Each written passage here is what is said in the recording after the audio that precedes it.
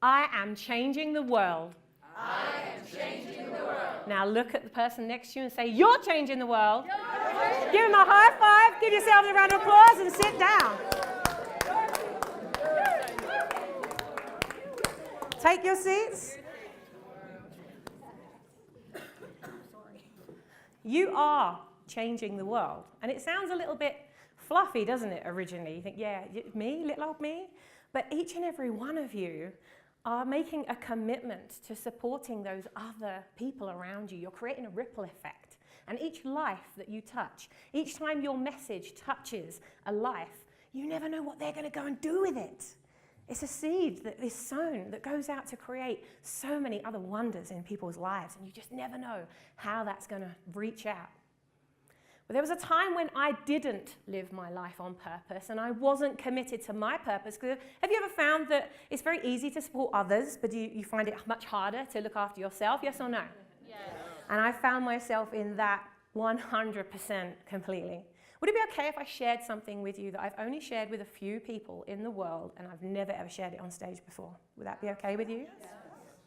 Because I feel very open, and I want to be completely transparent with you, because I commit to living my life on purpose for you.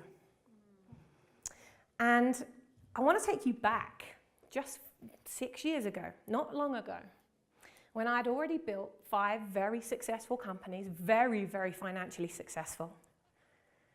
But I wasn't happy. Have you ever found that? That you've committed to growing something or building it, or that job, or your assignment, maybe you're at university, and you get to the end of that degree or the end of the qualification and you think, is that it? And that's where I was at. And the biggest problem for me was that I had the house, the cars, the cash, I had all of that, but I had no time to enjoy that. Have you ever found yourself? Yeah. Right? You've got all of this shit, but you've got no time to do anything with it, right?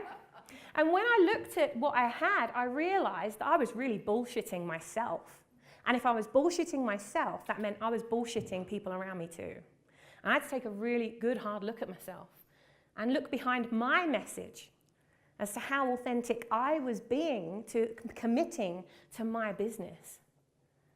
Because I was committed so much to other things that I wasn't looking internally at what I was creating. And it caused a big problem. In fact, my business partner, the left-hand side of his body collapsed. And he ended up in A&E and wasn't able to come to work for 6 months. It took 6 months to rehabilitate him. And in the time that he was recovering, I'm now left with this huge load of running these businesses on my own, and ended up in hospital 4 times in as many months. And the last time I ended up in hospital, the consultant said to me, Miss Blindell, if I see you in this consultant room one more time, I can't guarantee that what you're doing to your body is going to be reversible. You have to change what you're doing. And it was at that point that I realized that purpose was more important than profit. So I made that commitment to myself that I wasn't going to focus on that profit anymore. I was going to really commit to my purpose. And this is the thing that I've never shared with anybody, a few people maybe up until this point. But our business, we were in the process of selling that company, and for 2 years we were meeting buyer after buyer after buyer, and they didn't have the vision, they didn't have the values, and they didn't understand the value of what we were creating. And that was a big problem, because I knew that when we sold that business, which was valued at £7.8 million, which would be about $9 million, that even if I sold that business, I wouldn't be able to sleep at night, because all of the customers would just completely, they'd fly away, because they didn't share those same values as we did. So here's what I haven't never shared before, is that I sold that business for £1. £1. And I bought my freedom. And boy, did I buy that freedom. And when I talk to you from a real position of going through a hell of a lot of pain. I've built 7 companies now, and when I built this one, I committed to driving it and building it and thriving on purpose. And really living with passion and not caring about the money, because the profit was this kind of beast that you get focused on that, and it can really drive you. And you have to be focused on profit, don't get me wrong, but there's a way to do it. And when it becomes 100% of your focus, that's not healthy. And it had become 100% of my focus.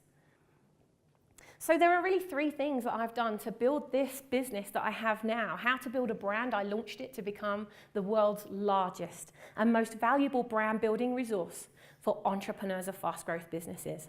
I really did build this on purpose, and I knew from day one I didn't have a resource, but I walked, talked, lived, breathed, ate and slept like I already was a resource.